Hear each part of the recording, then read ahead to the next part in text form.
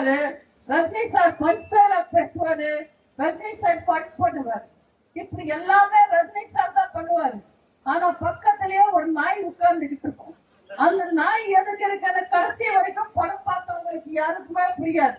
அதே மாதிரிதான் திமுக கூட்டணியில காங்கிரஸ் எதுக்கு இருக்கிற காங்கிரஸும் தெரியாது.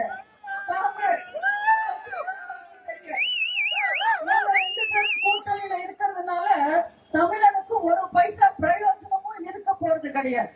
அவங்க கூட்டணியில இன்னும் சில பேர் இருக்காங்க. அதுல அடுத்தது இருக்கிறது விடுதலை சிறுத்தை. பேருக்கு மட்டும்தான் விடுதலை சிறுத்தை.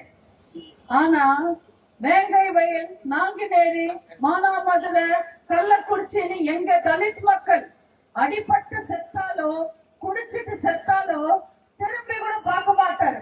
அண்ணன் திரும்ப சைலண்ட் ஆயிடுவாரு, ஊமை பொம்மை மாதிரி ஆயிடுவாரு.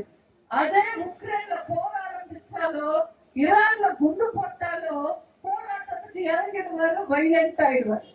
2.5 வயசு பொண்ணு திமுக கட்சிக்காரன் கெடுக்கிறான். 2.5 வயசு பொண்ண கெடுக்கிறான்.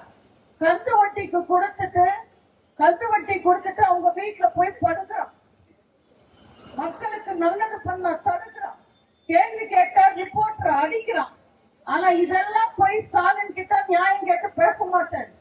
ஆனா ஈரான்ல போர் நிப்பாட்ட சொல்லி அமெரிக்க ஜனாதிபதிக்கு இவர் லெட்டர் எழுதுவார். கல்வி கடன், விவசாய கடன், பயிர் கடன், நகைக்கடன், பக்கத்து வீட்டு கடன், பால் கடன், காய்கறி கடன், காலை கடன் கூட தள்ளுபடி செய்வோம்னு சொல்லுவாங்க. ஆனா ஆட்சிக்கு வந்தா எதுவுமே தள்ளுபடி செய்ய மாட்டாங்க. கொடுத்த வாக்குறுதிகளை தான் தள்ளுபடி செய்வாங்க. நீங்க இந்த முறை நல்லா யோசிச்சு அம்மாக்கு ஓட்டு போடுங்க, அண்ணன் எடப்பாடியாருக்கு ஓட்டு போடுங்க, அதிமுகவுக்கு ஓட்டு போடுங்க, ரெட்டலுக்கு ஓட்டு போடுங்க. நாங்க ஆட்சிக்கு வருவோம், நாங்க திமுகவை தள்ளுபடி செய்வோம்.